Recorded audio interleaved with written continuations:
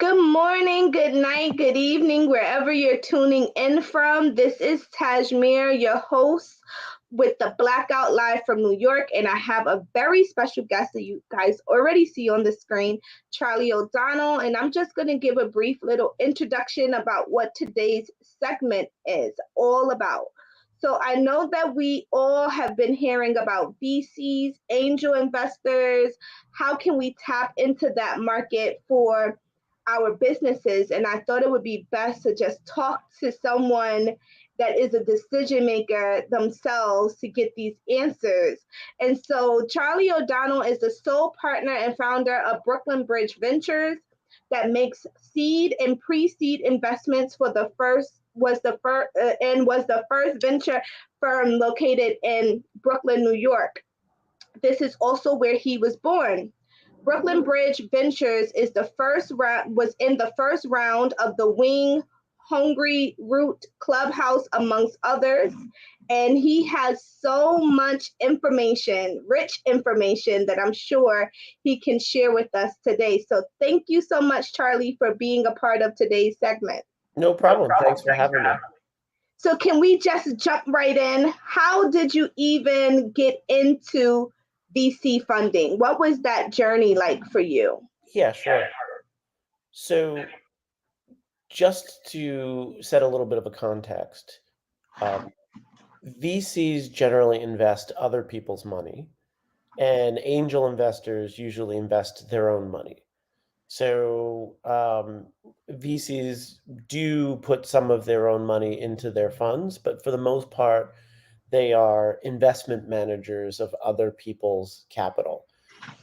I actually started out on the capital side. I was a finance major, grew up here in New York. Wall Street loomed large, and that was the sort of, at least where I was growing up, like smart, ambitious people tried to make it on Wall Street, and that's, where I had my visibility towards. Um, I wound up getting an internship, and one that I kept throughout college at the General Motors pension fund. Now, all of that money that is getting paid out to people who've worked in factories and all of that sort of stuff gets managed in a pool, and that pool has become very large over time because obviously there are a lot of people who have worked for GM over the years, and that pool is run by a company that is owned by GM. It's internal to the company that invests in a lot of different types of asset classes, the stock market, real estate, and they also do a bit of venture capital. And so what we mostly did was invest in funds like mine. So if you ever meet a venture capitalist or a VC, it's very easy to forget that we have to pitch too. We go out to pitch to pension funds and high net worth individuals and endowments and foundations to get our money to go invest in startups, because somebody like GM is trying to put so much money to work. They don't have the bandwidth to look at every individual business plan and to be writing checks of $500,000 or $1 million. They're looking to put 20, 30, 40, 50 to work at one time in a manager who's then going to dole it out into kind of smaller chunks.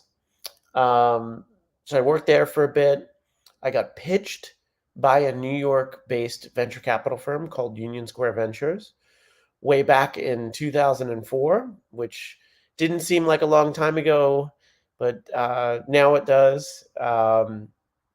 And wound up joining them and went on to another firm called First Round Capital, helping them open up their New York office. And after working for two really, really great firms, I realized that I don't really love working on a team. I like working as an individual. I like making my own decisions. And so I broke out and started my own fund, which involved pitching a lot of people to try and get startup capital from my fund, and closed that first fund about 10 years ago with 50 initial investors. It was an $8 million fund. and since then have raised 2 more. VCs raise their funds in a series. They'll raise a bit of capital, put it to work for anywhere between 2 and 4 years, then raise another bit of capital to put it to work in another bunch of companies, and so on and so forth. So if you think about companies raise their money in rounds. VCs raise their money in funds. And so I'm on my 3rd fund. I'm about midway through investing in New York area startup companies.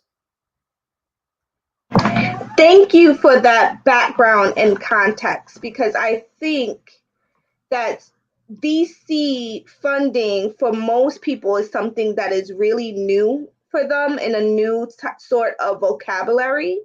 And I think, in my estimation, some startups and or small businesses are confusing VCs and angels with each other, but also confusing this funding source with traditional banking, right?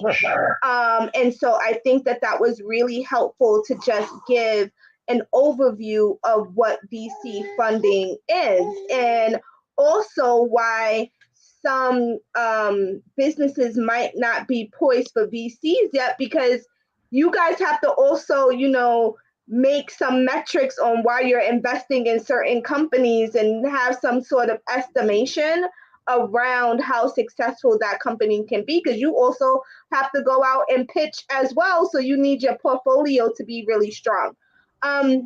So that leads me into a question around, what are you looking for when someone is presenting a company to you for VC backing? Like, what are some of the things that you have noticed have been successful, like initial pitches? Sure. Sorry. You think in VC, the criteria would be just knowing how to swallow, basically, but apparently not. So the thing to keep in mind. Hold on one second. I'm sorry. I gotta get some. I gotta grab some water. Otherwise, this is gonna be a mess. Hold on one sec. So for some folks that might just be tuning in, we definitely are talking to the sole partner of a VC fund located in New York City, around what does it take for entrepreneurs to be VC ready, and what does this whole ecosystem look like and mean?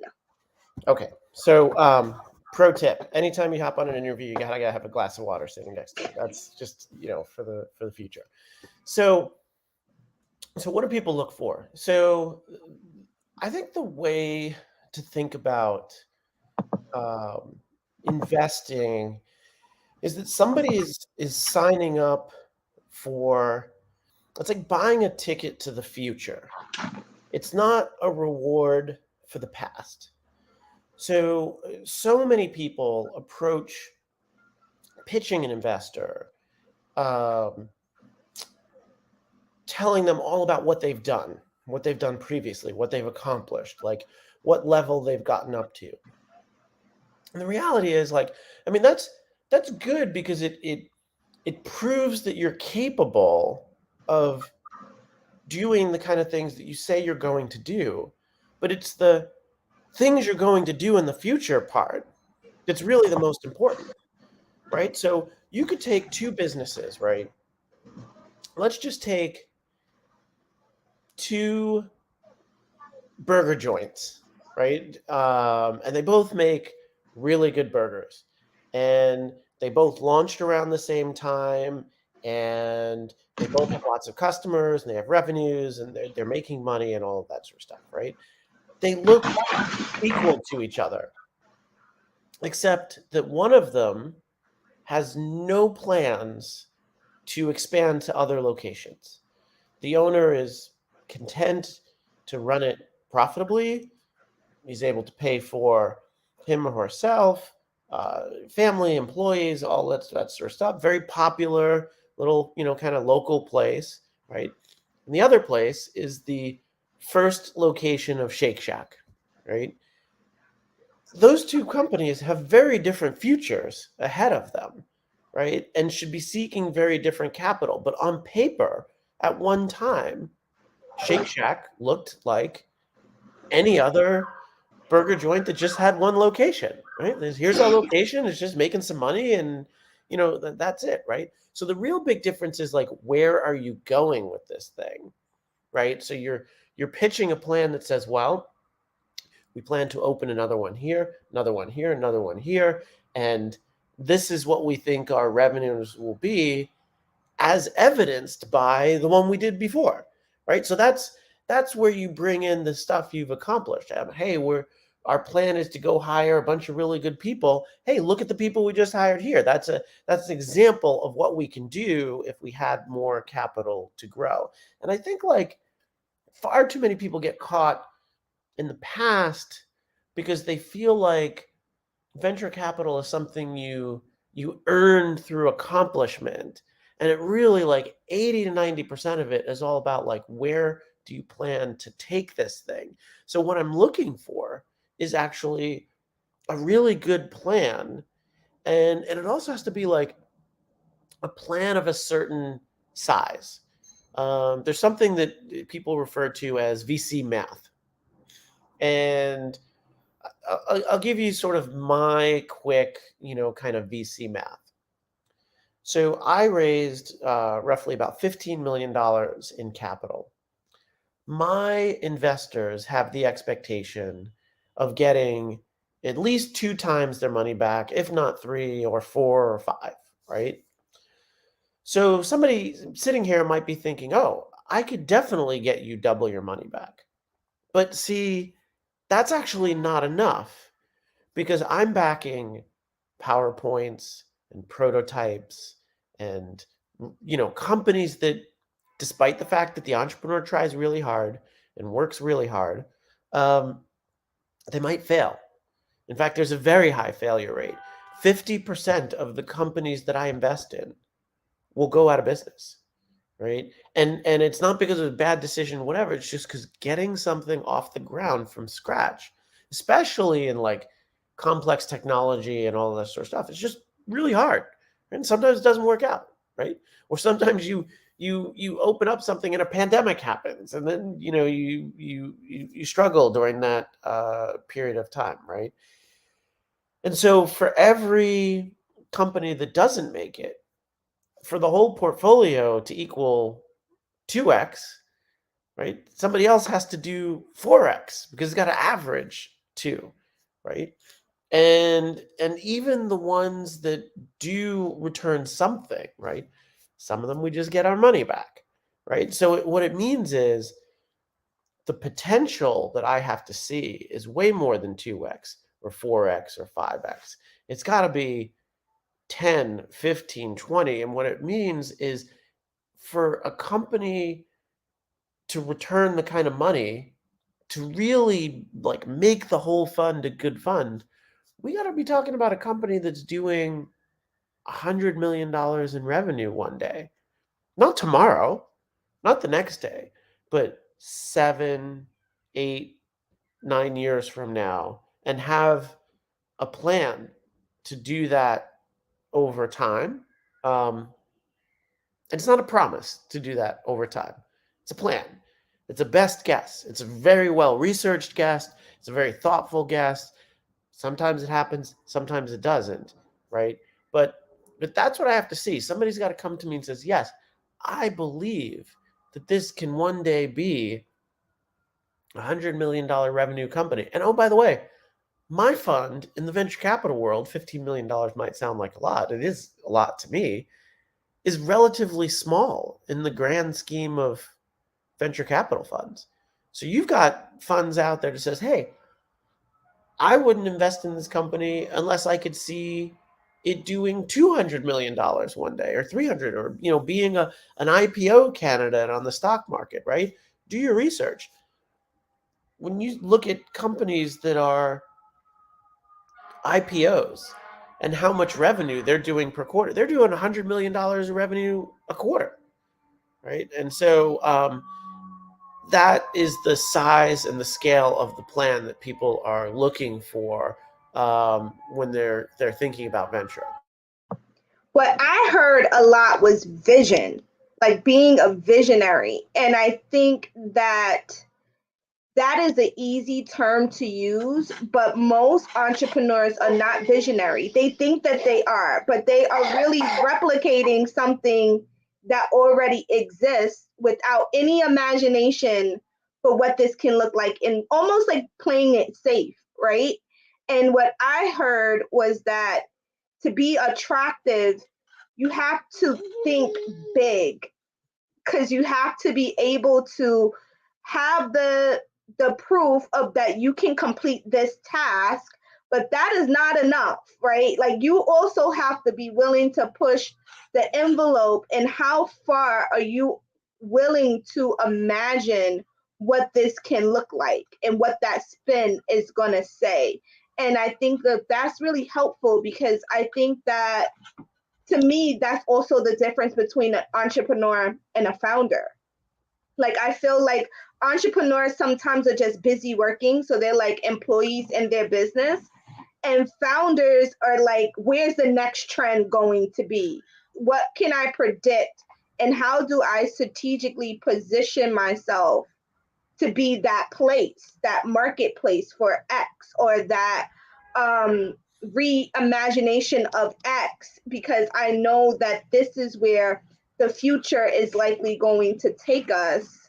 So I'm happy that you said that, because I'm always like, some entrepreneurs have no vision at all until someone else comes up with the vision, and by that time they're just trying to replicate, but that probably has moved on. So what are some characteristics that you think is important with pairing this kind of VC entrepreneur founder kind of mix? Have you seen any characteristics that successful founders have? Yeah, sure. I think it's important to think about the difference between vision as something that is a style and vision that is something that is a practice. Okay. So for anybody who's, and I haven't started watching it yet, but for anybody who's tuned into We Crashed, or, the WeWork story, right? The thing that people always say about Adam Newman from WeWork was that he was a sort of visionary, right? And he would talk about his co-working space business in very grand terms. We're changing the world and all of that sort of stuff. Now, I don't necessarily think that's really what people are looking for. I mean, don't get me wrong. He was obviously successful in raising capital and attempting to grow a big business, but I think at the end of the day, more so than the ability to describe your company in big flowery language, or to tell me that you're changing the world, right? If you build the next great burger joint chain or Thai food place, or healthcare app or whatever. I mean, healthcare app, you could actually change the world, but some of these things are just really good businesses, right? They don't necessarily have to uh, be world changing in that sense, right? But the visionary is to be able to look into the future and imagine, and to say, what would this need? What would this look like? And it's to imagine things you don't have, right? Um, to be able to say, well, how would you get this to launch in 20 cities, or whatever? And you might be sitting there going, geez, I'm barely paying my rent now. How I can't even think about that, right? And it's the ability and willingness to think about that is just really key, to imagine something that is not there, and not just imagine it like poof, it just pops into your head, but as a process to really think through. It's almost like So I was in finance and I interviewed for like investment banking jobs, and they would always ask you these ridiculous questions. And my question, and I'll never forget, in one of my investment banking internship interviews was, if we stacked pennies to the top of the Empire State Building and then took those pennies down and tried to restack them in this room, could they fit? And I was like, I don't like, who know, how do you, but like, what they were asking for is, how would you even begin to answer that question? Right? Because like no one knows the answer to that question off the top of your head. Right? No one's thinking about pennies and the Empire State Building and all this sort of stuff. Most people think about pennies like what happens if you drop a penny off the Empire State Building, right? Not stacking pennies to the top of it, right? And they want to see how you think about it. And that quality is what you need as an entrepreneur, to be able to break down a problem and to be able to say, okay, well, I may or may not know how tall the Empire State Building is. I have some vague notion that it's maybe 100 stories tall or 90 stories tall or 80 stories tall or something like that, right? And so a story is how tall? Well, I don't know. This room is 1 story. Okay, so I need 80 stacks of pennies. Oh, wait, 80 stacks of pennies? That's actually tiny. Actually, I could put 80 stacks of, because what is it? It's just 8 by 10 pennies. Like I could fit that in the corner. I could fit that on the little, table I have my laptop on sitting here. Now that I think about it, yes, of course, it's not even close. Like I could fit way more. I could fit 20 stacks of Empire State Building pennies in this room. So once you sort of realize that little insight, you're like, oh, the rest of the problem becomes much easier to kind of think about, right? So that is probably the most important thing, is taking this chaos of the unknown and really kind of breaking it down and into something that is knowable, plannable, all of that sort of stuff. The other thing, I think, the willingness to ask and to learn and to be curious. There's a really great article a few years ago. I think it was around the 2012 election between Obama and, or maybe it was 2008. Yeah, it's a 2008 election, because we were dealing with the financial crisis and people are wondering what kind of president will be successful. Someone who's more the CEO type, or somebody who's like more academic and sort of a problem solver. And people saw Obama as like more of an academic or whatever. And this article was written about what presidents are successful. And what they basically said is, you can't prepare for that job. It's like nothing you've ever done before. And so no one is prepared to do it. However, the people who are most successful are the people who learn the fastest. How do you deal with Congress? How do you hire a cabinet? All of this sort of thing. If you learn fast on the job, you will be better at it. And I think entrepreneurship is also like that. You have to be, sitting there and going, okay, I need to hire a salesperson, but I'm a computer programmer. So how do I hire a salesperson? What makes a good salesperson? Oh, okay, well, let me go find someone who has hired salespeople and be like, how did you figure out that your best salespeople were going to be the best ones? And did you make mistakes in hiring? And what did you learn and read and all? Like, there's so much information out there. Anybody, if they spent an afternoon poking around the web and on 3 or 4 phone calls, could get to 2/3 of the way of where they need to be on the ability to hire a salesperson. But you got to be willing to ask those questions and learn and pick it up and say, hey, this is a thing that I don't know how to do, but somebody else has done this before. So this is a thing I can kind of figure out. And I think those 2 things are sort of the most important qualities, I would say. I love this conversation because this is really, to me, I'm like interpreting it with conversations that I've had with other folks. And critical thinking is necessary. Oh, sure.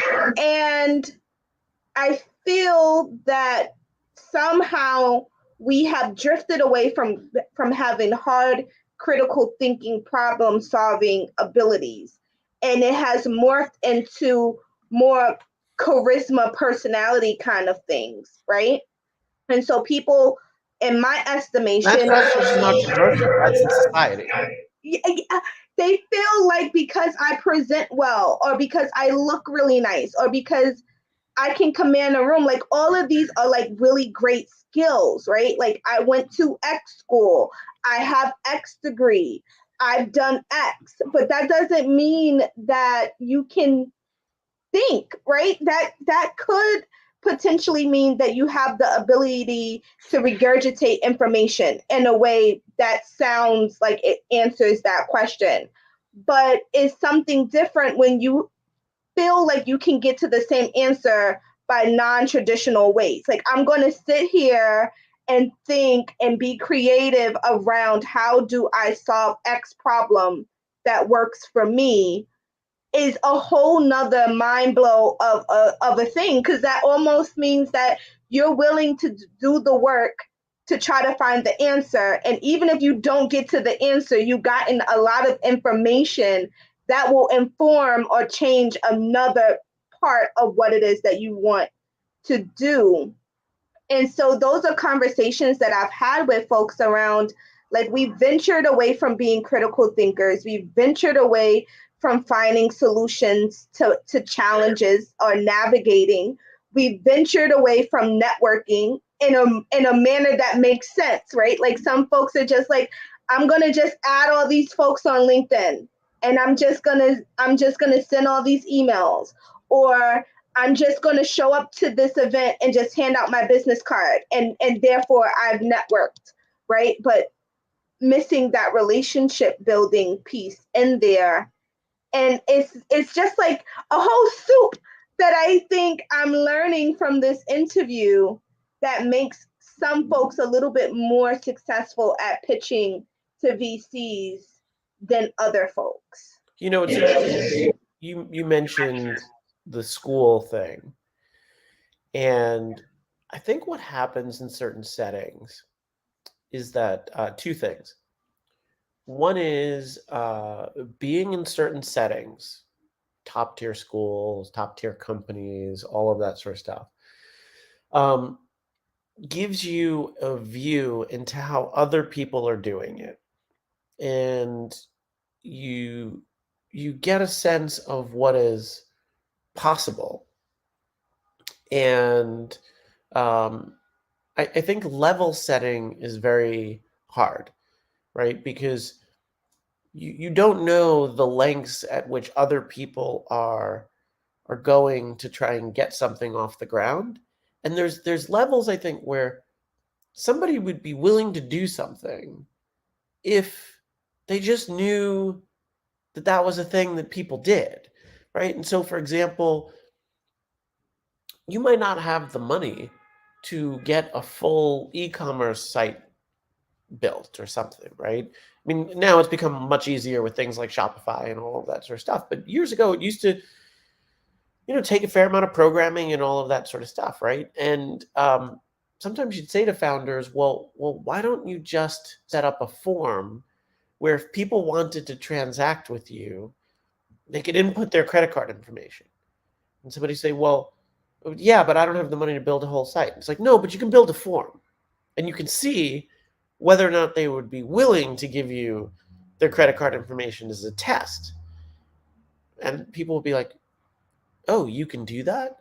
It's like, yeah, first of all, a whole bunch of people have done that before, of just, just test sites to see if somebody got to the end, and just to prove data and stuff like that. And so it's sort of this permissioning thing of like, oh, I didn't know that was a thing that people did. Oh yeah, I guess I could test to see if people would actually sort of do it or sign up on the spot, even though I don't actually have the thing yet, or whatever.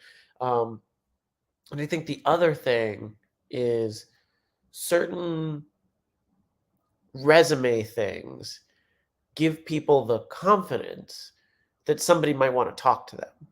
And I think, in terms of being curious or whatever, I mean, there's a whole inbox that I have full of people who are like cold emailing me and telling me how they're a Harvard or MIT grad, right? And they assume that because they came from MIT, I want to talk to them, right? And I don't want to talk to them if their idea is not good. I don't like it doesn't get me anywhere just to randomly talk to MIT people, right? First of all, I didn't go to MIT. And but it's they have more of a willingness to make that cold outreach because they believe that other people and look, other people probably do perceive them in a different way, right? So it's self reinforcing, but it's very easy for somebody who didn't go to college or didn't, do come from wherever to feel like who's going to want to talk to me, right? Because I didn't do X, Y, and Z and all of that sort of stuff. And that holds them back, right? When that, it cascades because what it means is their pitch is going to be worse. And their pitch is going to be worse because they didn't get to do the same kind of research as the person who made all the asks of other people, right? Who reached out to somebody and said, "Hey, uh, what did you think of this idea?" Or do you know of anyone who's done something similar, or whatever, right? Because they felt like, well, I'm not in this industry, so I don't know why anybody would talk to me. And they Google around as best they can or whatever, but they're just not going to be as well informed as somebody who just is willing to ask anybody anything and be super curious and all of that sort of stuff.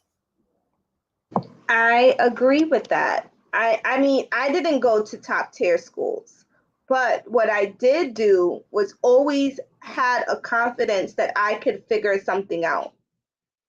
I and even if I didn't get to the answer, the end result was like I had a defined answer. I had all of this insight that I could say, okay, so now I think I need someone that can do this because this is what I had a hard time with figuring out. So now I kind of like drilled down and had a more focus point of who I needed to help me get to the next piece of this puzzle, right? So I always is like, there's one thing that I know I can do, which I can think, right? I can piece together what I need to do and what I'm capable of doing and what I need of someone else to bring to the table to help me get to the next point. And that has nothing to do with what school you go to, right? Like school doesn't teach you that. It doesn't teach you that trait. That's something that you develop over time that I think, to your earlier point, proves that this is what makes a really great entrepreneur, right? Because you can think through questions. And when you're asking VCs like yourself to invest in my company, you guys might feel a little bit more comfortable because you know this person can think, right? This person isn't going to run from a hard problem. So to bring a little bit more focus, I want to know what has been some pain points that you have seen with Black folks coming to pitch to you? Because I work with Black entrepreneurs all the time, and I have my own like Rolodex running list of things that I think are challenges. But what are some things that you think is still reoccurring when people are coming to you that make it a little bit shaky for you to invest?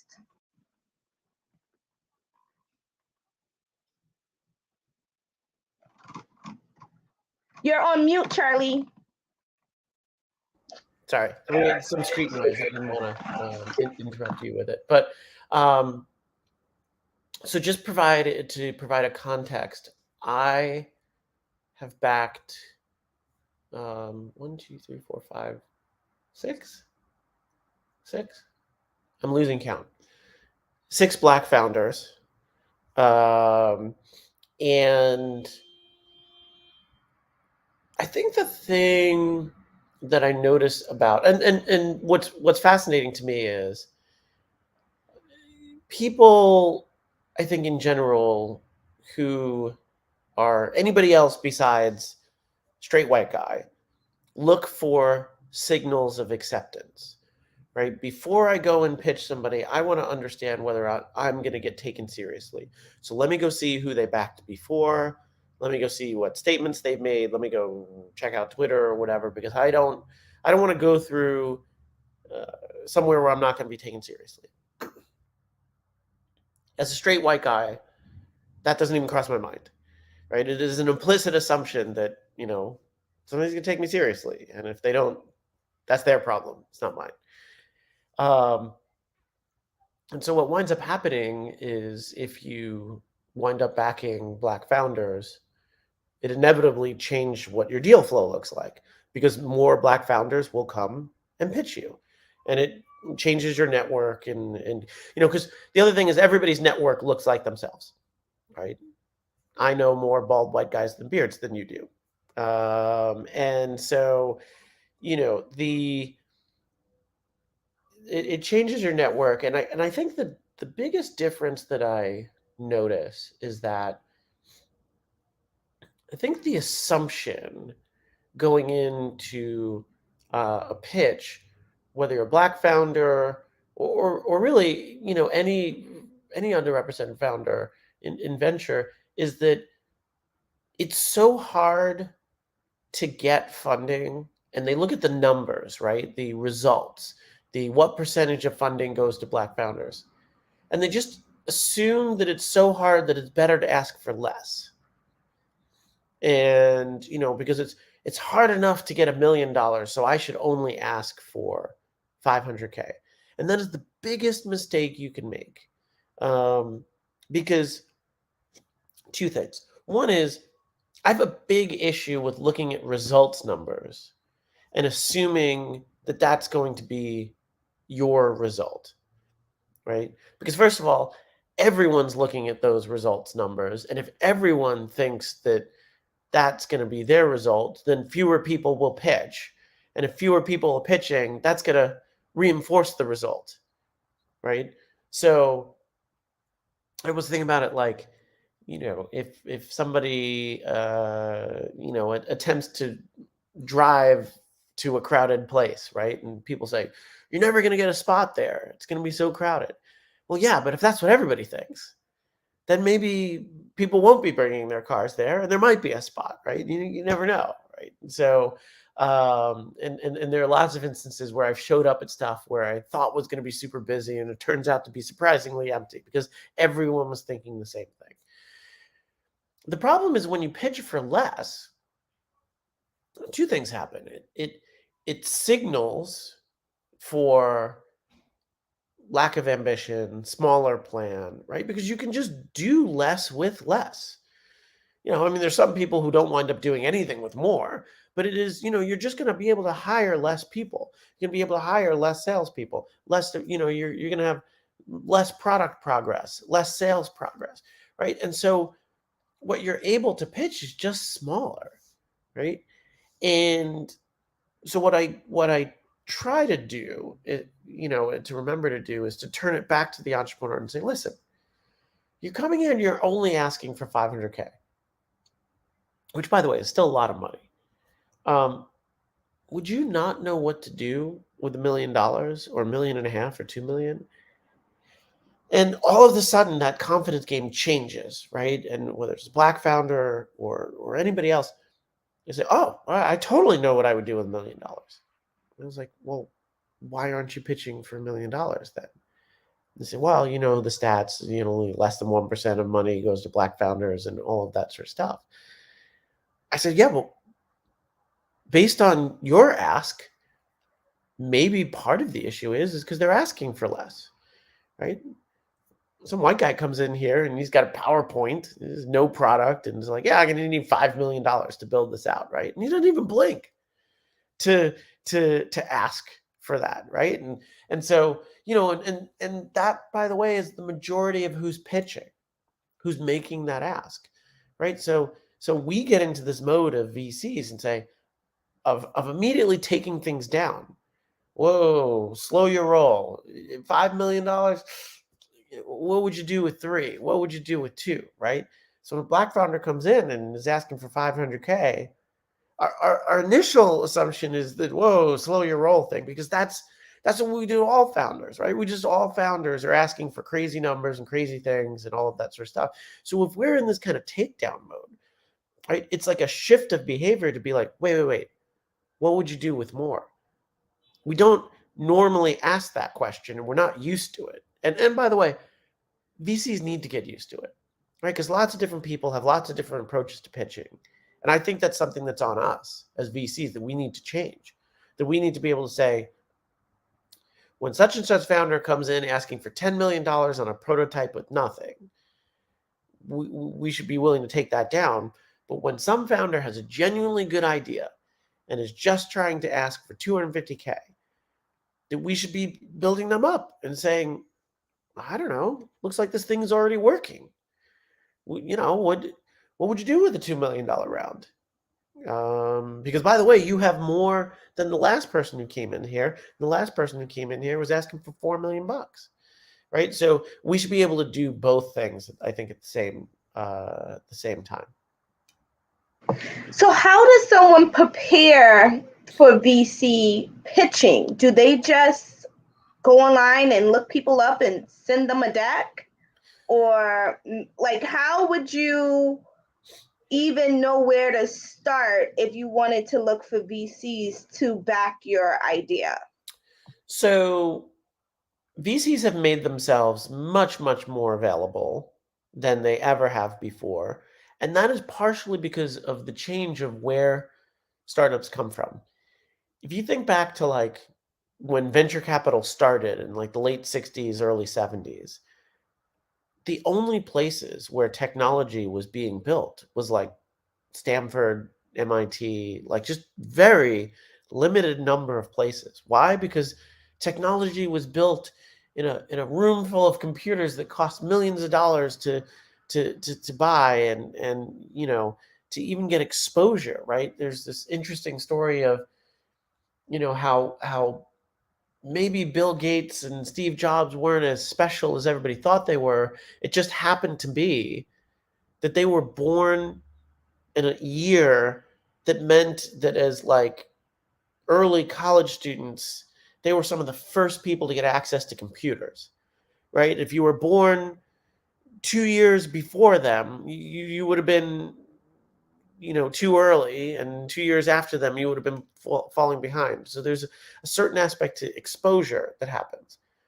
Now, things have become much more accessible, right? You can go to a library and access the computers there for free and look stuff up and you know, take an online coding course. And there's lots of stuff available for free. You still need the time, and time is expensive, but it is much more available than it used to be. So now all of a sudden, instead of being a venture capitalist who just hangs out at Stanford, you kind of need to be everywhere, right? Because for all I know, there's somebody in the building across the street from me who is building a thing, and I don't know. Like, I don't, you know who they are or whatever. So I am much more about trying to generate inbound. I want people to reach out to me for their ideas because there's no specific place to go look, right? So that's why my email address is on my site. That's why I have a calendar request tool. That's why VCs like me are always showing up on podcasts and streams and all that sort of stuff. We're trying to put ourselves out there. We're trying to make ourselves available, right? Obviously, we have to do some screening to figure out, you know, where we think we can be most helpful. But we're definitely not trying to be hidden, right? So it isn't that hard to find the VCs. Now, you do have to do a little research to figure out like who's most appropriate for what you're doing, right? There's some VCs who like only do tech, right? And if your thing is retail or consumer products or beauty or what have you, then somebody who only does tech is just not, they're not going to know anything about what you're doing, right? So they're not going to be an appropriate investor. So the research takes a little time to sort of build your list. Stage is really important too, right? There's some VCs who are growth investors, and they only invest in companies who are making $20 million a year. They don't invest in prototypes. That's just not the stage they are good at, right? So again, it takes a little more research to figure that out. And I think the way to search it is just at least start Googling around, early stage VCs in my city, startup companies. I think the other thing is important to go back to this research point. I don't think entrepreneurship happens in a bubble, on an island, right? You have to be connected to a community in your industry or whatever, because how would you know if your idea is good, right? Unless, no matter what you do, if you don't have a sense of who is currently the best of doing anything like what you do, right? Of who the leader in that space currently is that you're trying to knock off, right? Of what the attempts have been to do that, then you're not as informed as you need to be, right? So you need to sort of be in this community of other folks. Like if you're building an app to uh, schedule delivery workers better, then you should know the person at Postmates who would be the buyer of your software, right? Because you should have already talked to that person and be like, hey, what if I built software that helped you with this problem? And they could go and be like, oh my God, that would be really, really helpful. Or, no, actually, I have software that does that already. And these guys over here, I use this. It's not perfect, but it works good enough. I probably wouldn't switch it. I got more than enough things to do. It's about immersing yourself in that community and always being willing to ask that next person who can provide you information, and being able to tell a person, listen, you seem excited about this idea. At some point, I'm going to look for funding. If you know of other startups who've raised funding, I'm looking to build up my list of who funds stuff like this. If you have ideas, please let me know. Who should I have on my list for the kind of person to talk to about funding an idea like this? If you have 100 conversations about your startup, you're going to turn up 10 names. There's no way you're not going to. And I think for the most part, folks who say, well, I can't find investors, whatever, it's because they're not talking to enough people. They're not, shaking loose the trees to see what falls out, because VCs really do try and be as connected as possible. You dropped so many nuggets here, Charlie. I think part of it is, no matter what you ask me, I've been blogging / newsletter writing, and blogging kind of morphed. It used to be just a blog. Now it's a newsletter, whatever. I've been writing for 18 years. And so I actually think it's something I very strongly recommend to entrepreneurs. Even if you're not a great writer, first of all, the only way to become a better writer is to write more. But writing has always helped me put my thoughts in order. And so it used to be a kind of thing where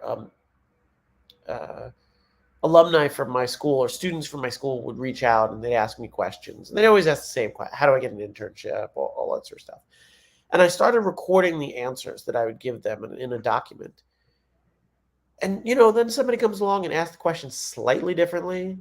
And then I realized that the answer that I had doesn't totally answer the question. So then I need to update the answer a little bit.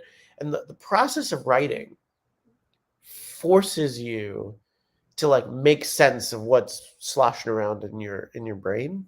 And so really all I'm doing, you're asking these questions, I'm like, yeah, I wrote about that a while. What did I say about that, a year and a half ago? Let me pull that blog post up in my head.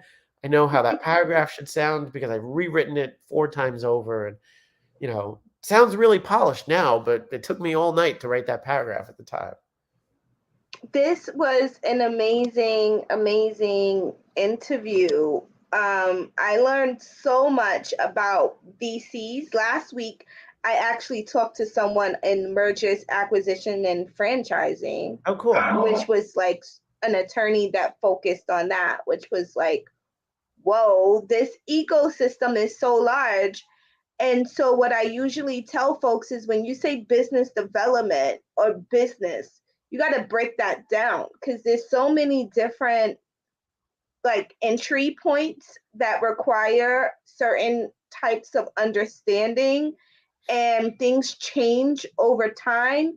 So there's no one person that's just expert in business. Right. Because like business can come in so many different terms. You just explained angel investors versus VCs.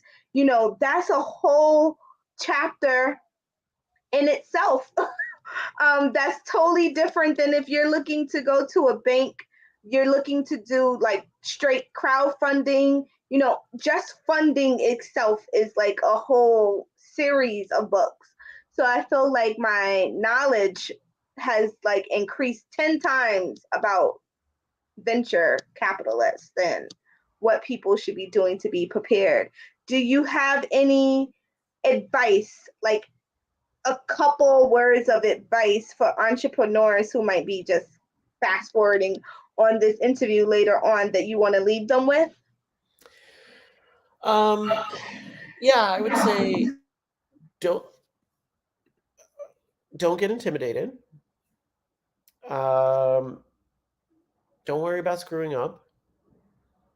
And also be discerning, not cynical, but there are a lot of people in this ecosystem who act like they know what they're talking about, that don't necessarily know what they're talking about. Be a little skeptical, and especially when it feels like everyone's crushing it, everyone is, so successful, raising all this money. There are very few people on Twitter tweeting about how they just got turned down by their 10th VC in a row. Everybody tweets when they raise the money. Nobody tweets when somebody passes on them. And there's a lot more people getting passed on than there are people actually able to raise. And so, keep in mind that it is not always easy. And then the other thing I'd say is be willing to shift and change. There's a little bit of mentality of like the best entrepreneurs just make it happen, and never accept a no or whatever. But I do think there's a line where sometimes you got to be like, I don't think this idea is the idea, or this idea needs improvement or isn't workable. And sometimes being able to say, you know what, there will be something better that comes along, easier, that can make more money, whatever, that's a better use of my time. And sometimes making that decision to stop doing something, I think is important. There's no shame in saying, you know what, there's better uses of my time than this idea. I'm going to go find the next big idea, and this one isn't it, and I got 10 more, and I'm going to go find it. I think that's fine. Well, thank you so much, Charlie, for dropping by the Blackout Live from New York. You're always welcome to come back. No problem. But thank you so much for dropping by. Thank you guys so much for tuning in, and I will see you next week.